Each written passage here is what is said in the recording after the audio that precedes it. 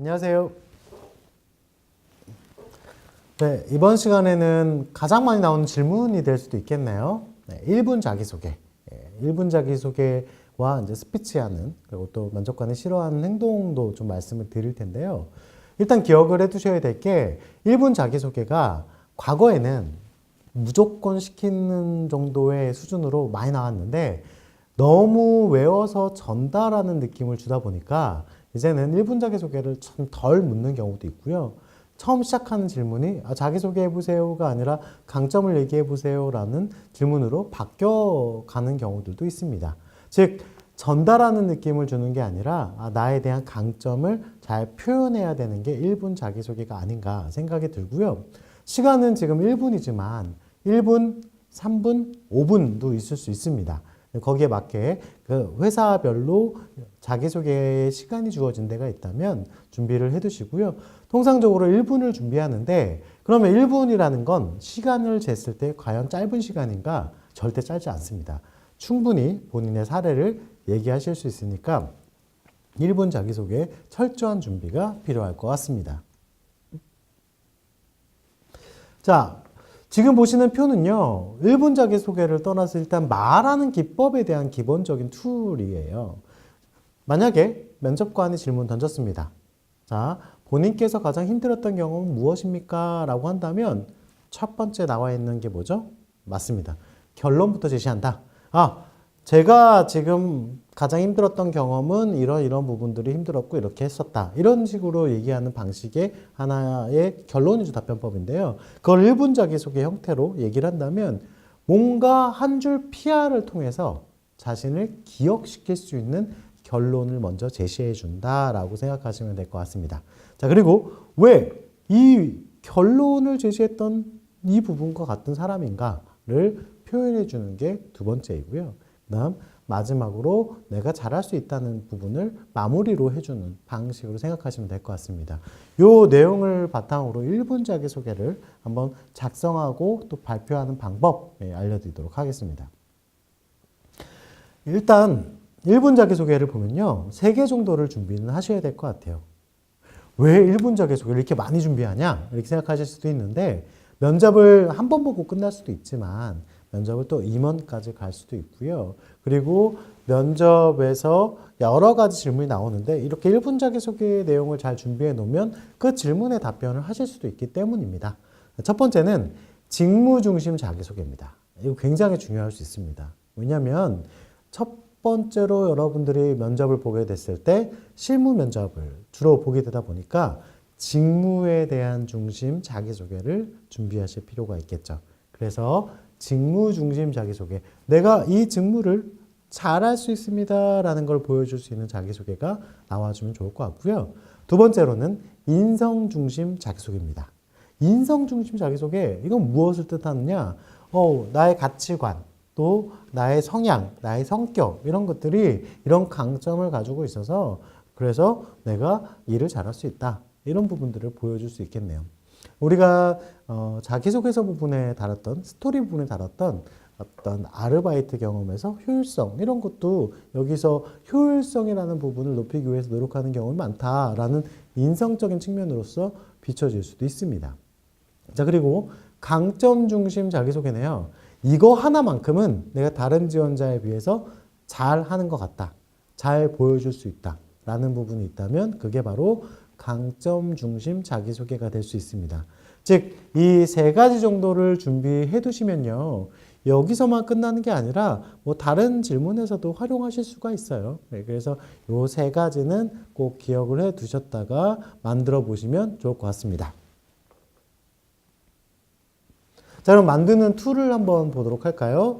크게 2가지가 있네요. 결론 제시형과 PR 제시형. 자, PR 제시형을 보게 되면 먼저 얘기할 포인트를 정해놓고 글을 써보고 말하는 연습을 하는 방식인데요. 과거에는 잘 먹혔는데 요즘에는 사실 선호하지 않습니다. 자, 예를 들면 이런 거죠. 자, 물이 있다.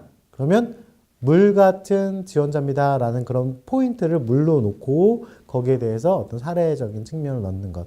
만약에 연결을 시킨다면 회사에서 어떤 사업명 또는 회사에서 쓰는 제품, 또는 우리가 프로그래밍을 하니까 그 언어에 대한 부분, 뭐 그런 내용들을 포인트로 위에 놓고 거기에 맞춤으로 내 사례를 얘기하는 방식이 될 수 있습니다.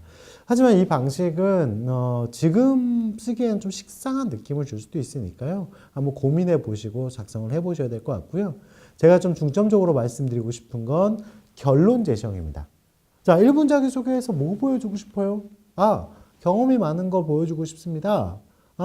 저는 직무에 대한 이해도가 높습니다. 산업에 대한 이해도가 많은 걸 보여주고 싶습니다. 자, 그렇게 먼저 보여주고자 하는 결론을 준비해 놓고 그 다음에 거기에 대한 사례, 그다음에 결과 이런 방식으로 내용을 작성한 다음에 거기서 키워드를 뽑아서 PR을 정하는 방식입니다.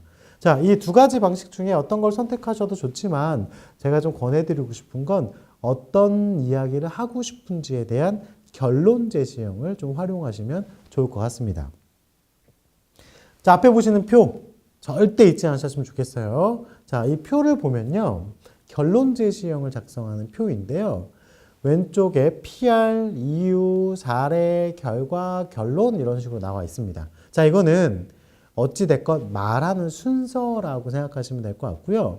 내용에 보면 1번, 2번, 3번, 4번, 5번이라는 이렇게 순서가 나와 있는데 맞습니다. 이 순서는 작성하는 순서입니다. 자, 그래서 1번, 2번, 3번, 4번, 5번을 먼저 작성하고 나서 그 다음 이야기할 때는 PR, 4번, 5번, 2번, 3번, 1번의 순이겠죠? 쭉 순서대로 이야기를 합니다. 자, 그러면 1번부터 번호별로 어떤 걸 작성하는지 볼까요? 첫 번째, 자기소개에서 말하고자 하는 결론. 자, 아까 얘기했듯이 자기소개에서 뭐 보여주고 싶으세요? 저 경험이 많습니다. 그럼 그런 결론을 얘기해 주는 거고. 자, 여기서 결론에서 올라가 볼게요. 2번으로. 자, 그 결론을 얘기했으면 그러면 경험이 많다고 하니까 거기에 대한 사례가 뭐가 있는데 그 사례에 대한 이야기를 작성을 해 보시는 겁니다. 그럼 그 사례를 통해서 또 뭘 볼 수 있을까요? 사례를 통해서 결과를 볼 수 있겠죠. 그러면 2번 다음에 결과를 얘기합니다. 자, 2번과 3번 사이에서 어떤 키워드가 있다. 경험이 많으니까 예를 들면 이렇게 해볼까요? 현장 중심형 인재다. 그러면 이 2번과 3번에서 나왔던 내용들을 현장 중심형으로 뽑아서 4번으로 가는 거고요. 그 다음에 5번은 그 4번 현장 중심형을 왜 얘기했는지에 대한 이유를 얘기하는 겁니다. 쉽게 말하면 이 부분에 대해서 내용을 넣어서 한번 설명을 해보도록 할게요. 자, 1번 경험이 많음. 2번 이런 경험들이 있고 3번 위의 사례를 통해서 이런 결과가 있다. 그래서 직무의 이해도가 높다. 자, 여기서는 직무의 이해도가 높다라는 게 PR로 나왔으니까 그 부분을 가지고 한번 1분 자기소개를 만든다면 여기서부터 시작을 해볼게요. 직무 중심형 인재 홍길동입니다. 그 다음 밑으로 내려와서 제가 이렇게 말씀드릴 수 있는 이유는 직무에 대한 경험들이 많기 때문에 바로 현장에 투입돼서 일을 할 수 있기 때문입니다. 일례로 제가 이런 부분들의 프로젝트를 진행하면서 이런 역할을 했었고 또 이런 부분들의 일을 하면서 이런 부분에 대한 경험들도 많이 갖추었기 때문에 결과 땡땡땡 프로젝트를 진행하거나 땡땡땡 사업에 있어서 이런 부분을 충분히 기여할 수 있습니다. 자, 그래서 결론 땡땡땡 부분에 있어서 이런 것들을 잘 해나가도록 하겠습니다. 자, 이런 식으로 만들어내는 방식이라고 할 수 있습니다. 즉, 지금은 어떤 사례적인 측면을 그냥 간단하게만 얘기를 드렸는데 여기서는 일단 여러분들이 하고자 하는 부분을 정확하게 기재하고 작성을 하시는 게 중요할 수 있다라는 점을 기억해 주셨으면 좋겠습니다. 자, 면접관이 싫어하는 부분, 끝 말 흐리는 거 이거 조심하셔야 될 것 같아요.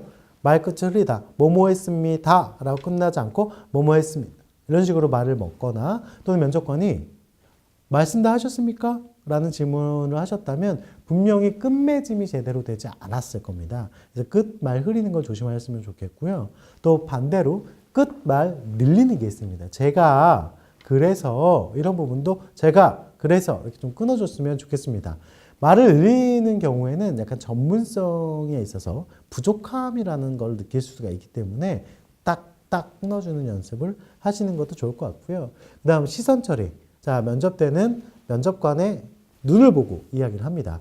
대부분 교육을 하다 보면 인중과 미간 사이를 보라고 하다 보니까 이게 정석인지 알고 계시는데요. 실제로는 눈을 보고 대화를 하는 거고요. 면접관에서 시선을 떼지 않고 면접관을 바라보면서 대기할 때도 면접관을 바라보시면 될 것 같습니다.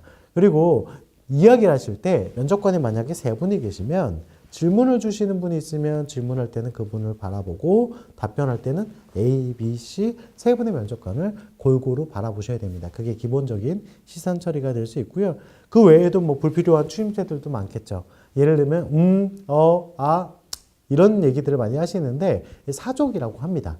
이런 사족들이 들어가게 되면 문맥이 매끄럽지 못하기 때문에 이런 부분들은 녹음을 한번 해보시면 아, 내가 많이 쓰는 사족이 어떤 거구나 라고 느끼실 수가 있겠고요. 그냥 녹음하지 마시고 당황스러운 질문에 대한 답변에 대해서 하셔봐야지 이게 내가 사족이 어디에 쓰이는지 충분히 아실 수가 있습니다.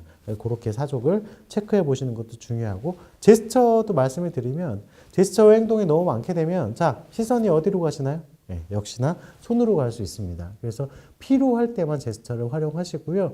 그 외에는 제스처보다는 정자세를 취하시는 게 훨씬 더 효과적일 수도 있다. 자, 마지막으로 하고자 하는 멘트. 이건 어떻게 간절함을 볼 수 있는 부분 중에 하나인데요. 그만큼 마지막으로 하고 싶은 말이 합격에 영향을 미치는 경우도 높다라고 합니다. 자, 마지막으로 하고 싶은 말 무엇입니까? 이렇게 얘기하기 전에 하나의 문장이 빠져 있습니다. 뭐냐면 우리 회사 들어올 수 있는 기회 꼭 한 번만 드리도록 할게요. 자, 마지막으로 하고 싶은 말 있습니까? 라는 질문을 했다면 당연히 어떻게 하셔야 되겠어요? 당연히 그 질문 답변을 하실 수 있게 준비를 하셔야 되겠죠.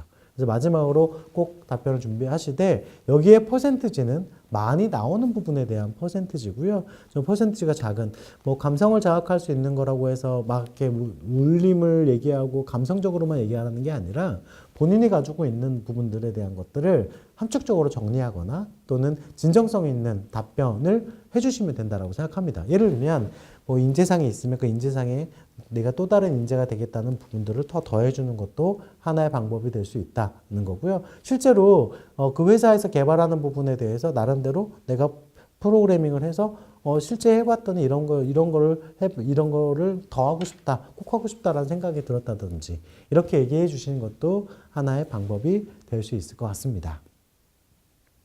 자, 마지막으로 정리 한번 해보도록 할게요. 1분 자기소개 몇 개 있죠? 네, 3개입니다. 직무 중심, 인성 중심, 강점 중심으로 준비를 해 두시고요. 그 표는 꼭 잊지 마시고 생각해 두셨다가 그 표에 맞게 먼저 단어로 작성해 보시고 그 다음에 그 표에 단어 작성 이후에 스토리를 넣어주시면 1분 자기소개가 될 수 있습니다. 그리고 1분 자기소개를 준비하실 때는 전체를 외우시면 절대 안 되고요. 키워드가 되는 부분만 머릿속에 넣어두시고 준비를 해두시면 될 것 같습니다. 그리고 면접관이 싫어하는 행동들 한번 보셨죠? 어떤 거에 싫어하는지 말을 흐린다든지 시선 처리가 잘 안 된다든지 이런 부분들은 좀 조심하셔서 면접 때 예의도 바르고 또 답변도 잘하는 그런 면접자로 비춰주시면서 꼭 합격의 길로 가셨으면 좋겠습니다. 감사합니다.